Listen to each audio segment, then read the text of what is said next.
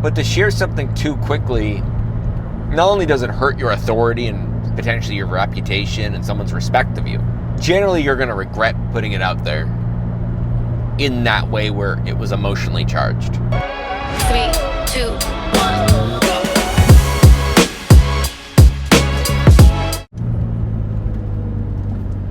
When you're like a content creator or an influencer, or you share like an expert, you share your expertise, there's a threshold of what you're an expert at. And then there's also the threshold of what experiences is embodied versus still going through. What stories are past and which stories are present. And it can be really confusing to know which to talk about, right? Because you generally speaking, if you're talking about something that you're still going through, you're not neutral, right? And if you're not neutral about something, you can't teach somebody about something that you're not neutral about. It's a very difficult experience, and in a way, its own lonely experience. Being somebody that either documents your life, or you create content, or people look up to you because of creating video or writing or whatever it might be. And it's because, well, at what point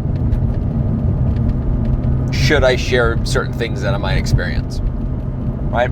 So, like, perfect example, I've been a dad for 2.5 years.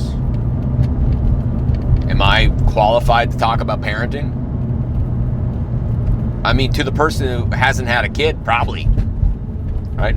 To the person who's had a kid for 20 years, probably not, right?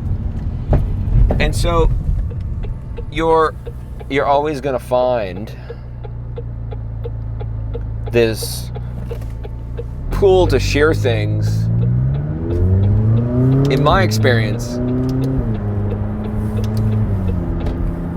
you're going to want to share things a lot of the times before they're ready to be shared. And I think there's a lot of wisdom in delaying the sharing of something until the lesson is fully embodied for you, and to share it as a passage to the complete mastery of something, okay? So, yeah, I would say the whole entire online education space is filled with a lot of people that shouldn't be teaching things that they've learned one time. They've experienced one time, right? And so, like, if I came out next week with like a parenting masterclass, like, I have no right to be sharing parenting advice at all, whatsoever. And could I teach it? Could I get up there and talk about it and be confident about it? I mean, maybe, right? Maybe. But I'm not a master of it. I'm not an expert of it.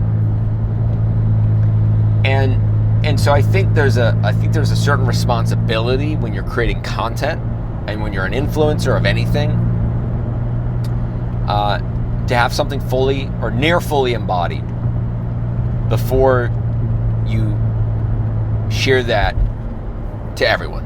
Now, you can share it with clients, one-on-one, in events, those different types of things. I think when you can have that kind of conversation back and forth with someone, or even a way where, hey, you know, this is not really fully baked, or, you know, whatever it might be.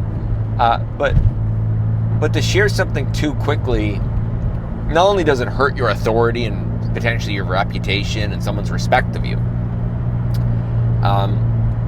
but generally you're going to regret putting it out there in that way where it was emotionally charged. I think the most responsible way is to have it embodied, feel neutral, and then to share it as a true past memory, not as something that you're presently going through, but as a past memory.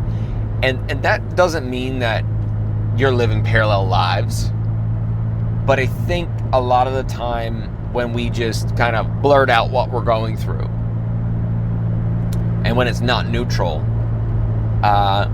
we rob ourselves of the ability to help someone, to share and teach someone.